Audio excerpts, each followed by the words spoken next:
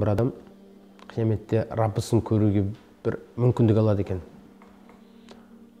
Раббысына қараған кезінде Алланың қалауымен ол адам 50 мың жылға есінен айырылып қалады екен. 50 мың жылға. Сосын ғалымдар осы жерде пікірге кіреді. Не үшін ол 50 мың жылға есінен айырылып қалады деп айтты? Ол не үшін мұндай болды десе, өйткені адамзаттың көзінің жанары немесе сезу мүшесі, яғни сезім біздің неміз бар ғой, сезім неміз берілген нәрсеміз, жақсы көру, өзіне берілген жақсы көру бойымызда тұрған сезім, бұл тек қана жаратылыстардың ішіндегісін ғана көруге жүктеліп қалған дейді. Раббысының сондай дәрежедегі көріктілігінен дейді, адамзат есінен кетіп қалады дейді. Мысал келтіреді сосын.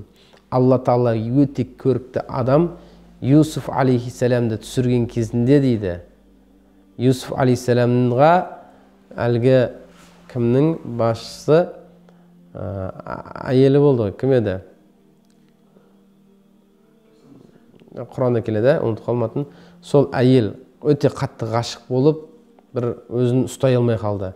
Сол кезде көптеген әйелдер келіп, неге олай болды, неге олай болды дегенде бәрін бөлмеге жинайды. Бір риуаятта қолдарына сәбіз берді дейді, бір риуаятта қолдарына апельсин берді дейді. Сосын екінші қолдарына не берген? Пышақ беріп қойып, сосын Юсуф алейхиссаламға кір деді. Құранда Юсуф алейхиссалам кірген кезінде әлгілер көріп, бұл не сонда, бұл не жаратылыс, бұл періште ме еді деп таң қалады дейді. Тіпті сондай таң қалудан олар өздерінің қолдарын кесіп алғанын байқамай қалды дейді. Яғни адамның жаратылысы сондай екен, ол бұл дүниедегі әдемілікті жақсы көруге, немесе бұл дүниедегі әдемілікті көруге ғана көзімізге сондай нәрсе берілген екен. Ал қияметтегі әдемілікке қарауға ертең қияметте беріледі дейді. Сондықтан да бізге қазірдің өзінде Раббыңа қара десе, біз шынында да Пайғамбар хадисінде айтты ғой, күйіп кететін еді дейді. Өйткені ондай әдемілікті көрмегенбіз. Ондай құрылу бізге берілмеген, сезім берілмеген. Қияметтің жәннаты көрсетілген кезінде адамзат қандай халде болады? Тозақ отын біз қанша айтамыз, отты айтамыз деген, бірақ адамда сол оттан қорқу несі болады да, дегенмен тозақтағы қорқыныш адамға әлі берілмеді. Егер одан қорқыныш не алатын болса, адам жүрегі жарылатын еді дейді. Тіпті қабір деген айтады. Оған мысал ретінде келтіреді. Малдар, төрт аяқты дәббалар, жануарлар, сиырлар деп айтамыз. Ауырып қалады кейде. Кішілер ет сындыра алмай қалады. Сондай бір ауруға түсіп қалады. Білетіндеріңіз бар ма? Ондай болатын ауылдың малдар сіздерге. Білмейсіздер ме? Сіз білуіңіз керек. Білмейсіз ба сізде? Не істейді о кезде? Қабырды айналдырады. Қабырды айналдырған кезінде әлгі сиыр кішілер ет жібереді. Тіпті қан араластырып жіберуде несі бар, мүмкіндік сондай да шын туылай. Өйткені неге дәббаларға қабір астындағы дыбыс естуге мүмкіндік алынған, берілген дейді.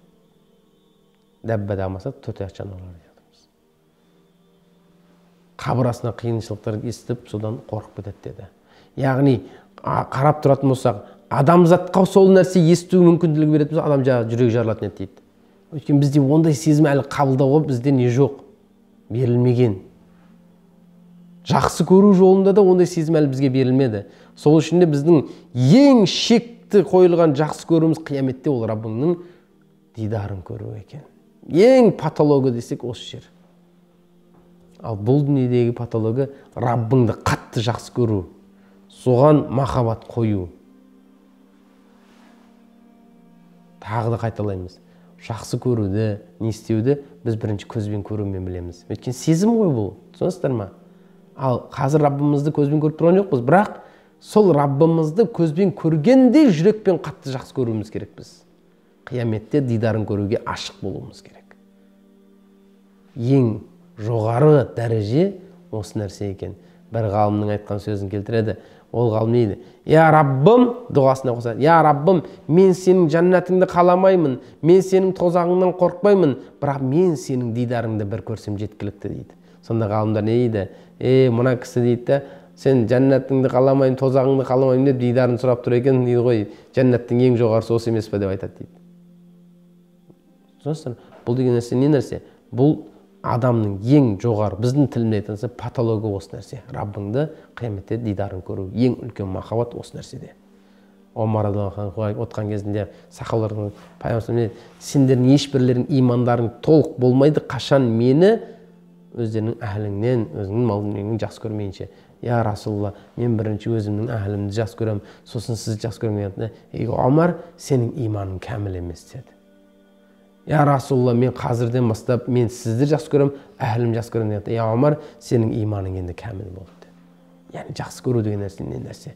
Жақсы көру деген нәрсе қазір ана қызды жақсы көріп қалу, мына машинаны жақсы көріп қалу, ана үйді жақсы көріп қалу деген нәрсемен шектелетін дүние емес.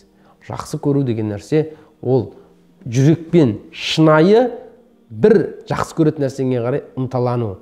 Бұл өткінші дүниемен емес, бірақ соны ұмытпауымыз керек. Жақсы көруді екіге бөліп айттық. Біріншісі мәңгілік, екіншісі өткіншісі. Біз мәңгілік болмағандықтан біз өткінші нәрсеге қатты құштар болып тұрамыз. Өткінші нәрсеге. Мысал ретінде біз қазір кезде iPhone 13 Pro Max-ке ғашықпыз. Білмеймін, мен өзім ғашық болмасам да, жалпы iPhone ұстайтындар соған ғашық болып жүреді. Ойбай, соны алсам деп, соған қол жетпейтін болса да кредитке алып жүретіндер болады соны. Өйткені, ертең сол 13 Pro Max біткеннен кейін, ол да ескілет, басқасы шыққан кезінде анау қызық болмай қалады оған, басқасына қызығып жүреді.